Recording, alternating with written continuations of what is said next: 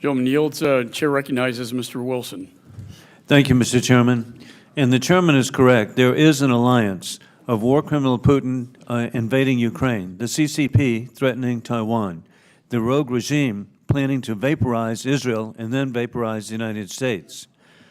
Mr. Secretary, as I agree with President Donald Trump that the surrender in Afghanistan was the most damaging foreign policy military decision in American history solely by the President of the United States, Mr. Biden. I want to submit for the record letters I've sent to the administration requesting correspondence the President claims to have had from top military officials who he blamed for the decision to surrender. These letters remain unanswered. I look forward to your response as the State Department was in charge of the surrender. Without objection, so ordered. Additionally, as the grateful father of Hunter Wilson, an Afghan veteran, I appreciate so much the Americans who have served to protect America since 9/11, and particularly always in mind the 13 who were murdered at Abbey Gate.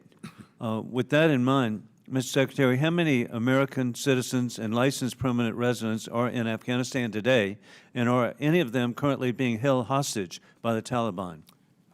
Congressman, there are several Americans who are being detained by the Taliban. We are working to secure their freedom. The families have asked that we protect their identities and don't speak publicly to their cases. Now, those are being detained. How many other Americans? How many other Americans? There are approximately, let me put it this way, since August 31st of last year, we have helped about 975 American citizens who wished to leave Afghanistan do so. As we speak, Americans who identify themselves to us, American citizens who identify themselves to us who are in Afghanistan, some of whom have been there since the withdrawal, some of whom went back to Afghanistan. There are about, that we're in contact with, about 175.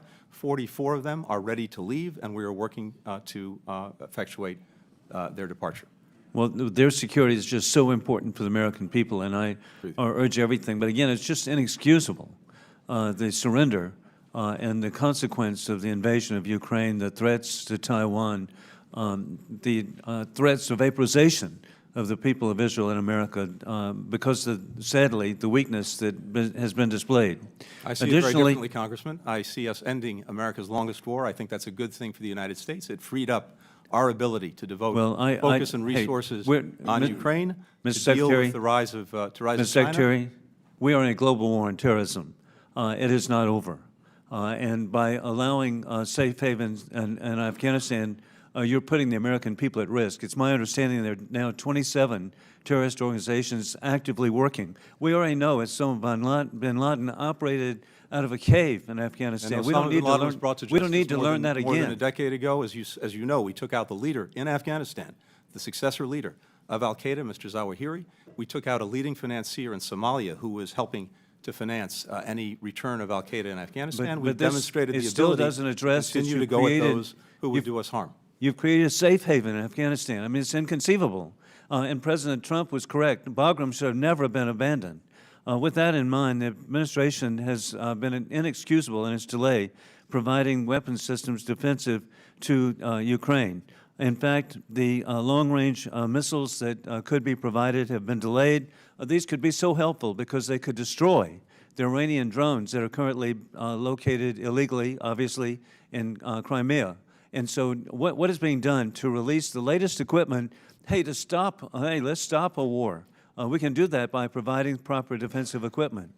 Congressman, I share absolutely your commitment to make sure that we're getting the Ukrainians what they need when they need it to deal with the Russian aggression.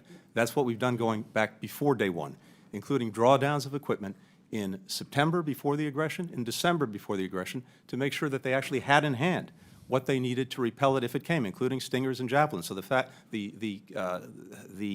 allegation that we were not doing that is simply wrong. Second, every step along the way, we have worked and led an international coalition of more than 50 countries, the Secretary of Defense, putting together a remarkable process in Ramstein, Germany, to rally these countries to provide, along with us. As we conclude, I want to quote, of all things, the Washington Post, March 10, had a lead editorial that the legacy of the President and you will be whether we have success, and that is expelling Putin, war criminal, from Ukraine. That is victory. Expelling him and his murderers from Ukraine. With that, I yield back. Thank you.